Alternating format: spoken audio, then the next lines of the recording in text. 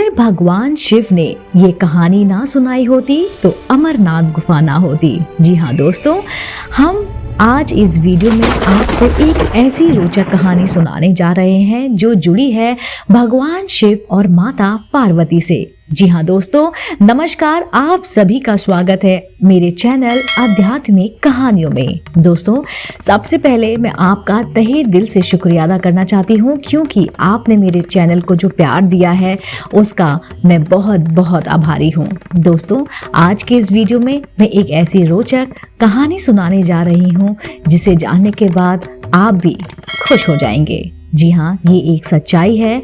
आज इस वीडियो में हम बात करने वाले हैं कि भगवान शिव ने अगर माता पार्वती को ये कहानी ना सुनाई होती तो अमरनाथ गुफा ना होती।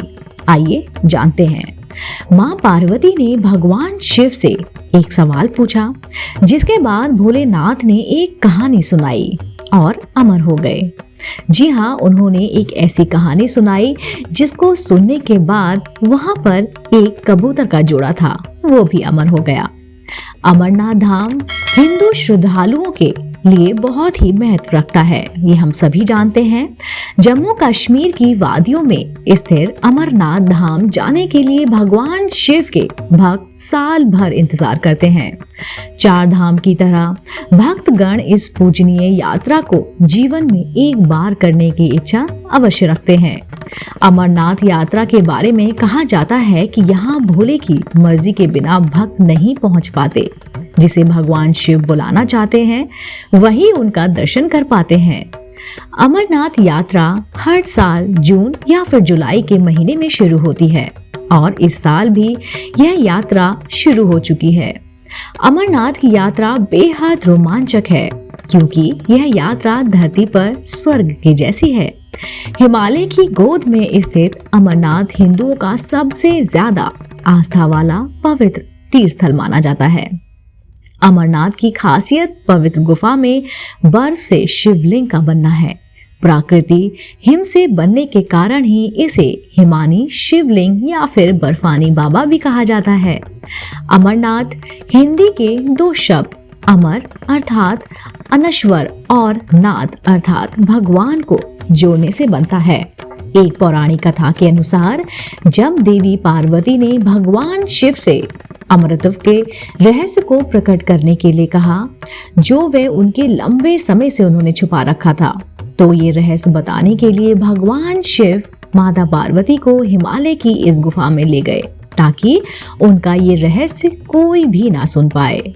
और यही भगवान शिव ने देवी पार्वती को अमरत्व का रहस्य बताया था।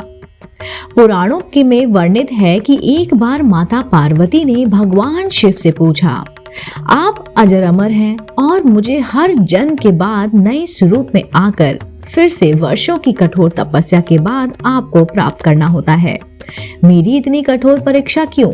और आपके कंठ में पड़ी ये नरमुंड माला तथा आपके अमर होने का क्या रहस्य है प्रभु, मुझे बतलाइए। भगवान शिव ने माता पार्वती से एकांत और गुप्त स्थान पर अमर कथा सुनने को कहा, जिससे कि अमर कथा कोई अन्य जीव ना सुन पाए, क्योंकि जो कोई भी इस अमर कथा को सुन लेता वह अमर हो जाता।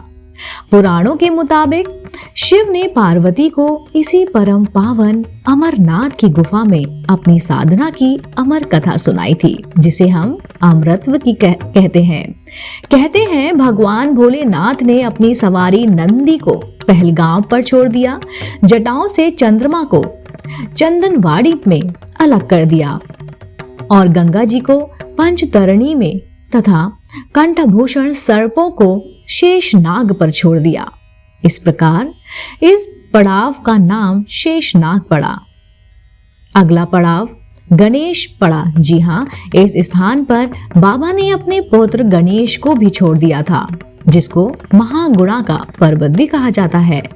पिस्सू घाटी में पिस्सू नामक कीड़े को भी त्याग दिया था। इस प्रकार महादेव ने जीवनदायिनी पांचों तत्वों को भी अपने से अलग कर दिया। इसके बाद माँ पार्वती साथ उन्होंने गुप्त गुफा में प्रवेश कर लिया और अमर कथा माँ पार्वती को सुनाना शुरू किया। कथा सुनते सुनते देवी पार्वती को नींद आ गई और वे सो गए, जिसकी शिव जी को भनक भी ना लगी। भगवान शिव अमर होने की कथा सुना ही रहे थे। उस समय 2 सफेद कबूतर शिव जी से कथा सुन रहे थे और बीच बीच में गुह गुह की आवाज भी निकाल रहे थे। भगवान शिव को लगा कि माता पार्वती कथा सुन रही हैं और बीच बीच में हुंकार भर रही हैं। इस तरह दोनों कबूतर ने अमर होने की पूरी कहानी सुनी। कथा समाप्त होने पर भगवान शिव का ध्यान पार्वती की ओर गया, जो सो रही थी। जब महादेव की दृष्टि कबूतरों पर पड़ी तो वे क्रोधित हो गए और उन्हें मारने के लिए आगे बढ़े। इस पर कबूतरों ने भगवान शिव से कहा, हे प्रभु, हमने आपसे अमर होने की कथा सुनी है। यदि आपने हमें मार दिया तो अमर होने की ये कथा झूठी साबित हो जाएगी। इस पर भगवान शिव ने कबूतरों को जीवित छोड़ दिया और उन्हें आशीर्वाद भी दिया कि तुम सदैव इस स्थान पर शिव पार्वती के प्रतीक चिन्ह के रूप में निवास करोगे। अतः यह कबूतर का जोड़ा अजर अमर हो गया। ऐसा कहते हैं आज भी इन दोनों कबूतरों का दर्शन भक्तों को यहाँ प्राप्त होते हैं और इस तरह से ये गुफा अमर कथा की साक्षी हो गई और इसका नाम अमरनाथ गुफा के नाम से प्रसिद्ध हो गया। दोस्तों, उम्मीद करती हूँ आपको मेरे द्वारा सुनाई गई कहानी कि अगर भगवान शिव ये कहानी ना सुनाते तो अमरनाथ गुफा ना होती। दोस्तों, अगर आपको ये कहानी पसंद आई हो तो आप मेरे चैनल आध्यात्मिक कहानियों को तुरंत से लाइक कीजिए, शेयर कीजिए और सब्सक्राइब करना बिल्कुल ना भूलिए। दोस्तों, जाते जाते मैं फिर से आपको अपने तहे दिल से शुक्रिया अदा करना चाहती हूँ मेरे चैनल आध्यात्मिक कहानियों को इतना प्यार देने के लिए। मैं फिर से मिलूंगी एक नई रोचक कहानी और जानकारी के साथ। आप देख रहे थे आपका अपना पसंदीदा YouTube चैनल आध्यात्मिक कहानियाँ।